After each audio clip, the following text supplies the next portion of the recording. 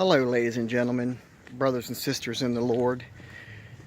We come to the 7th day of January in this brand new year. We are now 1 week into 2019, and we've already seen insanity from the left just as we left 2018.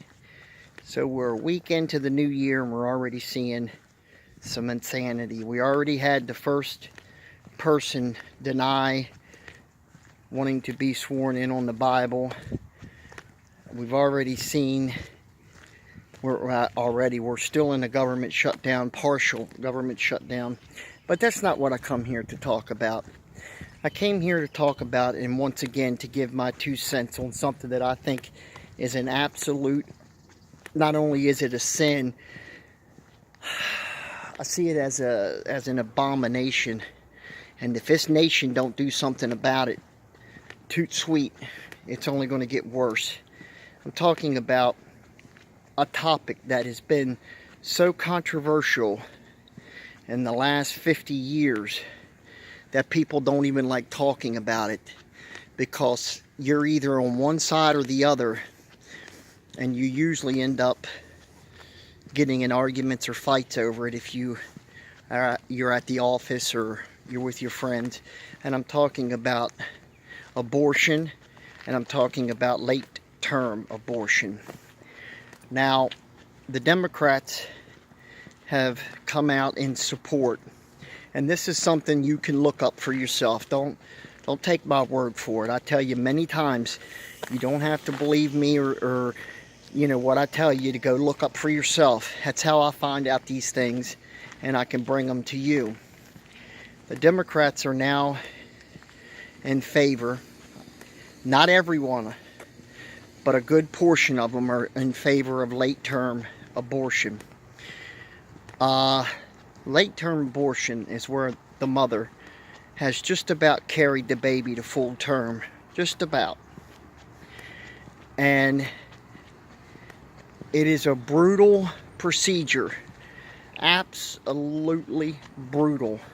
And I'm not going to go into details because it's very graphic, and I don't want to make anybody physically sick, because if I did tell you exactly how they go about doing this procedure and ending a baby's life, you would, if you are a human being and have feelings, that is, you'd be physically sick. So we have a good portion of Democrats now supporting late-term abortion in the United States of America. My position is, and my position has always been, that abortion is murder. Now, if you're a pro-choice person, to you, that infant that's in the mother's womb is nothing more than a mass or a blob of cells. That's how I've heard it described. That's how I heard, what's that guy on HBO, the one that thinks he's so smart, the one that's wanting a recession to try to get rid of the president. What's his name? Bill Maher. That's what I've heard him describe it, is these loony these loony conservative Christians, it's his words, say that it's an infant, it's a baby, but yet it's nothing more than a blob of cells. This is what he said. Now, I'm paraphrasing, of course. I can't remember the exact words quote for quote, but I do remember him saying blob of cells, and those crazy conservative Christians calling it a life. Well, it is a baby. You can call it, you can call it a thing, but God, that's God's baby. That's life that God made.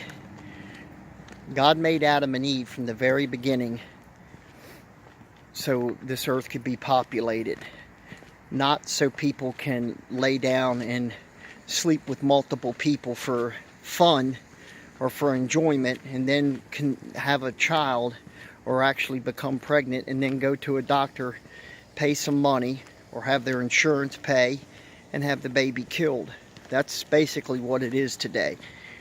People don't want to take responsibility for their actions, and it's sad that a baby that doesn't have a chance in life. Do you know how many people in this world, do you know how many people in the United States would give anything to have a child, but for one reason or another they can't?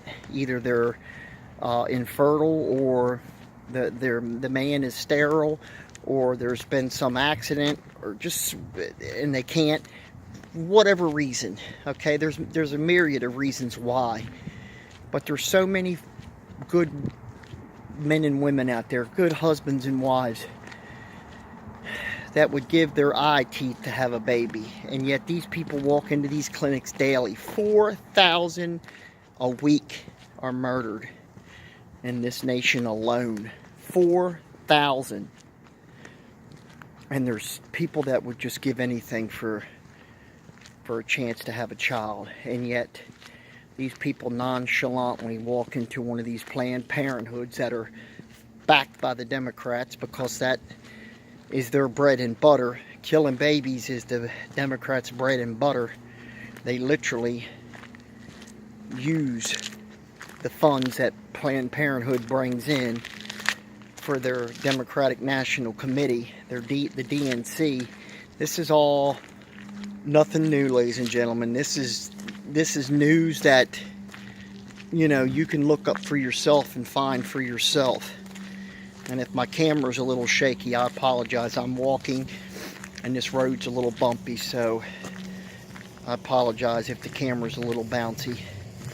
But yeah, this is why the Democrats fight tooth and nail to keep Roe v. Wade as law, to not let that ever get overturned. But you have to remember, when people talk about Roe v. Wade being overturned, if that were to happen, that just means that it goes back to each state. So even if that happens, okay, let's say the Supreme Court overturns that from 72 or 73 when that happened. Let's say the Supreme Court overturns that. Well, all that does, see, a lot of people are misinformed on this. They think that that'll end abortion right there, that it'll make it outlawed or it'll make it illegal. That's not the fact. What happens is it goes back to a state decision. So meaning it goes to states. Each state will be able to make up their decision on whether they want to make it legal or illegal. And I'll give you an instance. My state is heavily Democrat. Always votes for a Democratic president. Democrats always win my state. We occasionally get a Republican governor, which is usually just a rhino, Republican in name only, because he usually has more progressive values than conservative. But anyways, let's say my state being the way it is, it would probably keep it legal, as to where if you go to a heavy red state, let's say Texas might outlaw it. So basically, if it got overturned, it would just take it back to state. You know, it'd have to be, each state would make their decision on whether they would keep it legal or illegal. So you could very easily still have the majority of states keeping it legal. You'd have to take it a step further. Imagine you'd have to take it to each state's Supreme Court and have it overturned in each state's Supreme Court, because if you just overturn Roe v. Wade, it just keeps it, you know, just takes it back to, like I said, the states then make a decision on whether they want to keep it law or make it illegal to perform an abortion. Now, of course, the left, the Democrat left, will always use the excuse of the coat hanger, the back alley abortion clinics with the coat hangers. I've heard that since I was a child. I've heard that since I was a child about, oh, if you make abortion illegal, it's going to open up the back alley abortion clinics with the coat hangers. Like a coat hanger was the only way to abort a baby. Even in the early 70s, our medicine was advanced enough Now, I'm not going to sit here and say that that never occurred. For them to use it, it must have occurred sometime, or it must have occurred at some point for them to consistently use that as an excuse of why to keep it legal. Just one of a myriad of excuses they use to keep it, you know, legal in the United States. The old back alley coat hanger, or the other one they use a lot of is women going to Mexico, and then, you know, they die because they go to an unclean doctor with that don't sterilize his equipment, or they don't make it back alive because they get kidnapped and raped and killed, and every horror story you could imagine. Now, did that happen? I'm sure. You know what? I look at it this way. If you want to kill your baby, it should be hard to do. You should have to go out of your way. I'm not saying you should, you know, any harm come to you. God bless, no, absolutely not. I wouldn't want that for anybody, even a woman that wanted to make that decision in her life. I wouldn't want to see no harm come to her. But if she'd have to go to another country and spend a lot more money, and it has to take time out of her job and make it aggravating for her, like, again, I want to reiterate, I want to see no harm come to her. No, I wouldn't say that in a million years. I'm not that kind of person that would wish that on somebody, and anybody would is sick. They're just as sick as the people that would commit the abortions. But sure, make it hard for them. Make them have to spend triple, quadruple, thousands of dollars. Make it difficult. Why not? Why not? You know, you're ending a life. And I'm sure this video is going to get a lot of hateful and disgusting comments. But you know what?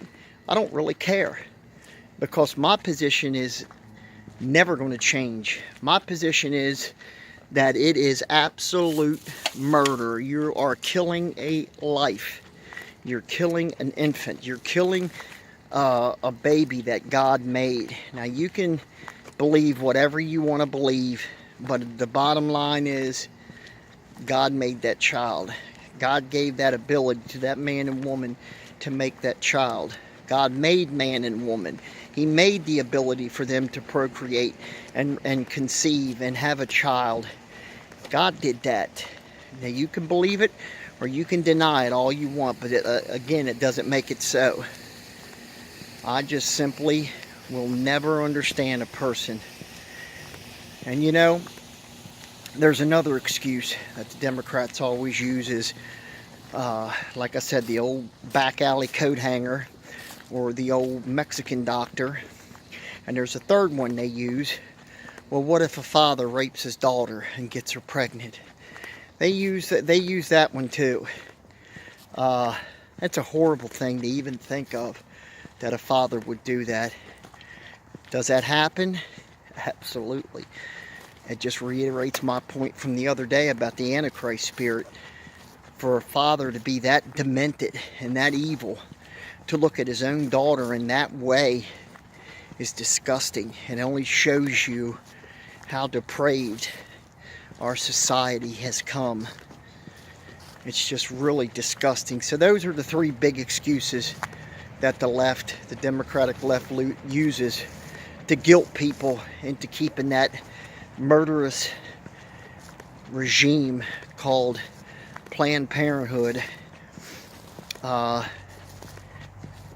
in operation. They guilt people into thinking women are going to end up getting killed in these back alley coat hanger abortion clinics, or women are going to get raped and kidnapped because they got to go to Mexico to get it.